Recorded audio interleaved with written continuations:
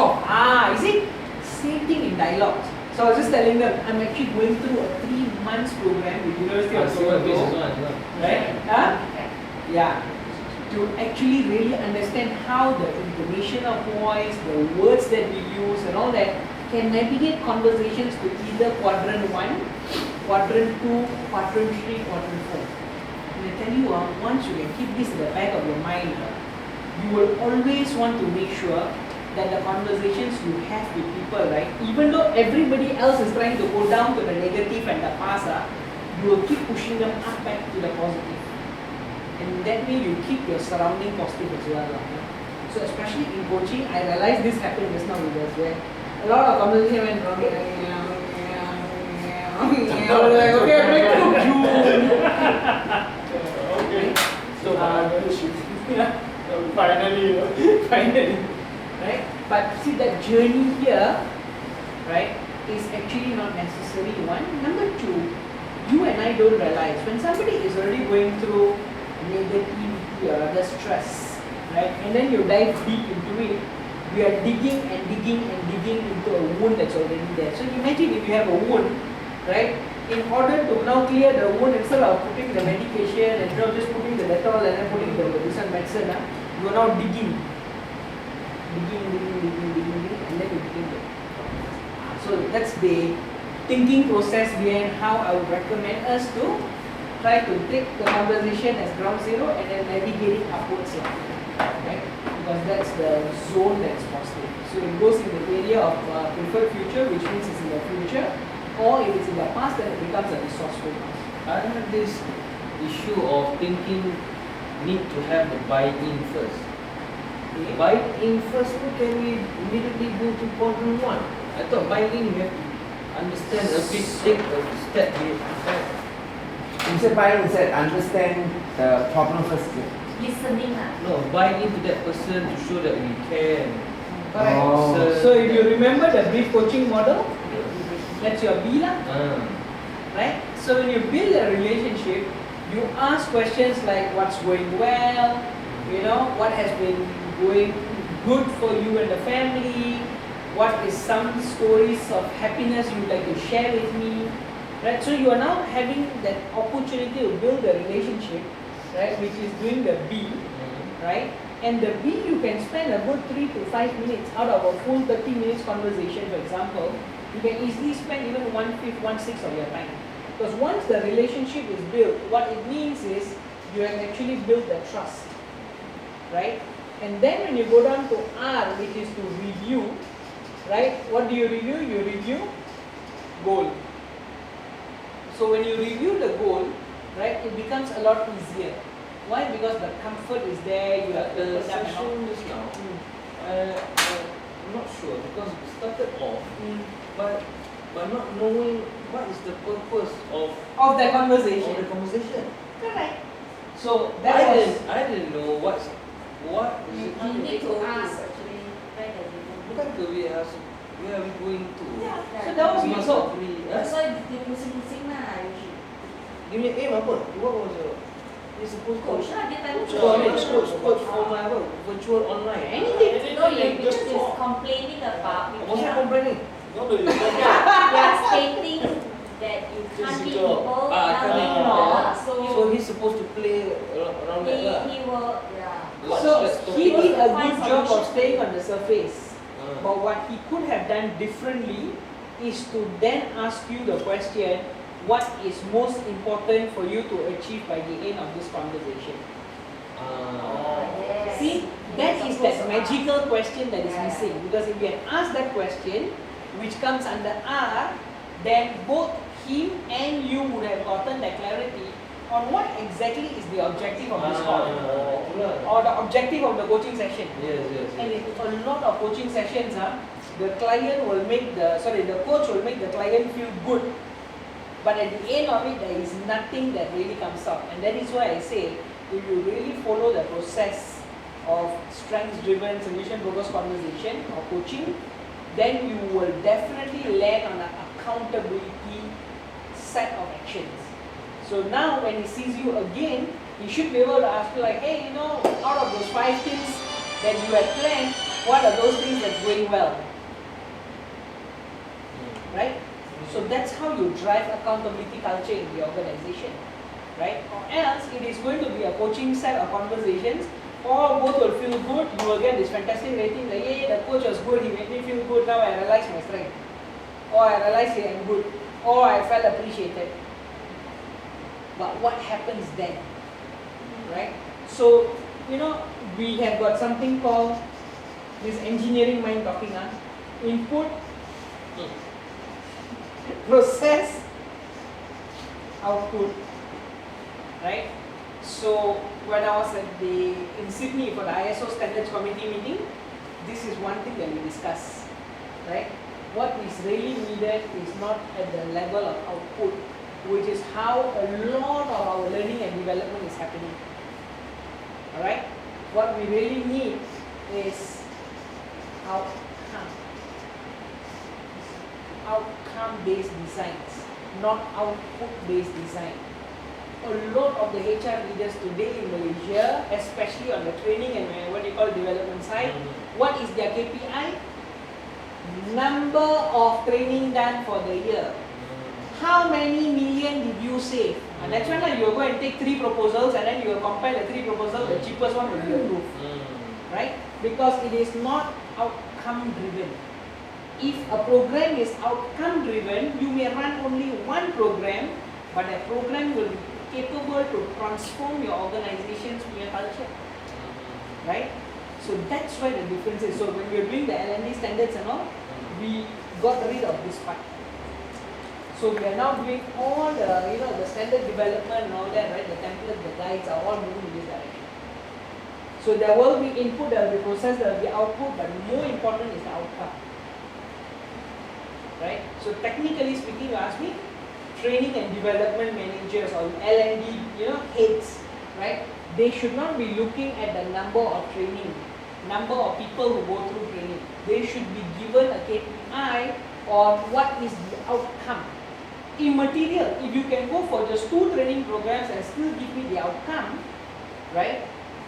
Why would a company want to go and do 200 different trainings for the year? We need to go away with the mindset. So that is why what we've been focusing all this while was output. What we need to actually do is outcome. So in that conversation, there was a lot of input, there was process, there was output, but the outcome was missing. Right? So what is the outcome of the conversation? I don't know. But usually the output is measurable. Outcomes sometimes it's not measurable, it's tangible. Intangible. Yeah. Correct? But when the outcome is intangible, it would have a direct or an indirect relationship to an organization's results. You can tie it to a KRA. But you said correctly, outcome usually is intangible. How can Not necessarily achieved. How can you put it into KRA? I give you a simple example. Let's say you're trying to drive culture change. You want to create a higher accountability culture, right? So you input is a program that you come up with, your change management plan, then the process is the whole journey and all that. Eventually output is going to be your implementation strategy. You start implementing. Outcome will be productivity improve, performance improve, profits improve. So there is always a way to measure outcome. I also earlier in my first 1-2 years in Petronas, I thought how to measure outcome. My boss Ashik asked me to go and do team development for their project teams. Then we got that external consultant from McKinsey who came in, he showed us the documents, he guided us. Everything, chief, from the smallest of the smallest initiatives that I was asked to lead, everything can be tied to an outcome. Is there greater synergy? Is there greater engagement? Is there greater, productivity? Is there better performance? Is there better productivity? Everything there is. So then when I connected, what I learned in my working journey in Petronas, then I went to the meeting and I heard all these Toguru who are like 40 years old HR directors around the world. I connected the dot. Then it made a lot of sense to me that this actually is possible. There are certain outcomes which may appear intangible, but there will be a direct link to one of your KRAs. For sure there will be. It's a matter of finding the mechanism to calculate it. Like how do you calculate team synergy? Right? But actually you can, right? Let's say you talk about project management. When your team synergy is greater, right? You will find that the team's number of mistakes in the project becomes lesser. Right? Hello. Then you have got, okay. Then you will find that suddenly your project cost, the deviation is lesser. Right? Why? All that because of team synergy. But you cannot measure team synergy. Right? You can measure another one more will be say HSC. But because the team synergy is so good, all of us are really, making sure that we are doing things really well. Hey, every time you don't wear mask, like, hey, brother, wear mask, wear mask. Hey, you climbing up the thing, like, you better wear your safety harness, right? So because of team synergy, which you can't measure, but suddenly you find that incident ratio goes down. HSC issues go down. See, there is always an outcome that you can measure. Outcome. See, at the end of the day, organizations, the more and more they focus on output, the more they will waste money, and that's what a lot of CEOs that I talk to, right?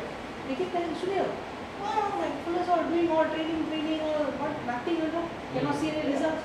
Oh man, any CEO you talk to, they'll come and tell you the answer because you know why?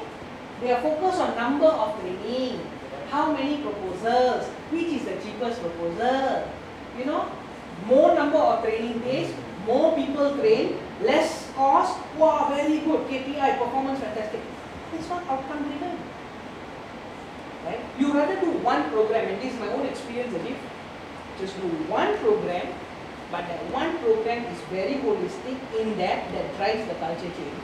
It's far more effective in terms of outcome compared to the traditional way of doing it. Okay. So we tie all conversations, right, even in coaching, to outcome, and which is exactly at the end of the conversation just now. He should have gone back to, okay, thank you very much, CY, for the conversation. I'm going to go and purchase the Zoom. I'll get it done by the next 2 days. I will actually have 5 conversations. My commitment. Your commitment. That is what he will now hold you accountable for. For the next session. For the next session. So the next session when you come back, you're like, okay, so Cheryl, you were saying that you're going to do these 5 things. How well have we progressed? So why do I use the word how well have we progressed? Because you are trying to presume the person has successfully done all 5 that he committed to. And in that way, you as a leader are now inducing a positive note that yes, we know you would have done it. And suppose you come and say, boss, you know what, out of the 5 things I only managed to do 2. Hey, that's a good progress. Let's get down to the other 3 and get it moving. When are you going to do it? What exactly are you going to do? When will you be able to update me it's done? So can you imagine if every single leader in the organization speaks that similar kind of lingo? I deal with CY, accountability. Deal with you, accountability. Deal with you, accountability. Deal with you, accountability. So that the staff has no chance to not deliver. Why?